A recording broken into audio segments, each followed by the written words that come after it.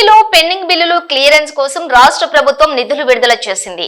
ఈ మేరకు గత కొంతకాలంగా పెండింగ్ లో ఉండి సర్కార్ చెల్లించాల్సిన బకాయిలను ప్రభుత్వం వారి సంబంధిత బ్యాంకు ఖాతాల్లో జమ చేస్తోంది. దాదాపు 8 సంవత్సరాలుగా కొన్ని బిల్లులు పెండింగ్ లో ఉన్నాయి. వాటి కోసం 6,700 కోట్ల నిధులను సర్కార్ విడుదల చేసింది. ఇందులో 10 లక్షల లోపు బిల్లులు, పోలీసుల సరెండర్ లీవులు, ఉద్యోగుల జీపీఎఫ్, విద్యార్థుల ఫీజు రియంబర్స్మెంట్ ఉన్నాయి. గత వైసీపీ ప్రభుత్వం రాష్ట్రంలోని దాదాపు 1,20,000 కోట్ల రూపాయలు పెండింగ్ లో పెట్టిందని సమాచారం. 2014-19 మధ్యలో టీడీపీ పాలన సమయంలోని పెండింగ్ లో ఉన్న బిల్లులను కూడా ఇప్పటి వరకు చెల్లించలేదు. తాజాగా కూటమి ప్రభుత్వం నిధులను విడుదల చేసింది.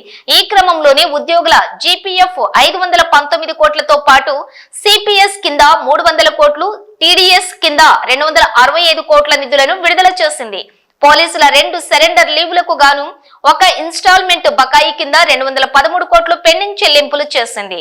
దానితో పాటుగా సుమారు 6.5 లక్షల మంది విద్యార్థులకు గత ప్రభుత్వం పెండింగ్ పెట్టిన రీయింబర్స్మెంట్ 788 కోట్లు, చిన్న ప్రభుత్వ కాంట్రాక్టు పనులు చేసిన 26,000 మందికి 10 లక్షల లోపు బిల్లులు 586 కోట్లు, 650 చిన్న కంపెనీలకు గాను ప్రభుత్వ రాయితీల కింద 90 కోట్లను ప్రభుత్వం విడుదల చేసింది. అదేవిధంగా ఎన్టీఆర్ వైద్య సేవకు 400 కోట్లు, వివిధ వర్గాలకు ఇచ్చే విద్యుత్ సబ్సిడీ కింద 500 కోట్లు, రైతులకు ఇచ్చే ఏడాది కౌలు పెండింగ్ బకాయిలు 241 కోట్ల రూపాయలను విడుదల చేసింది.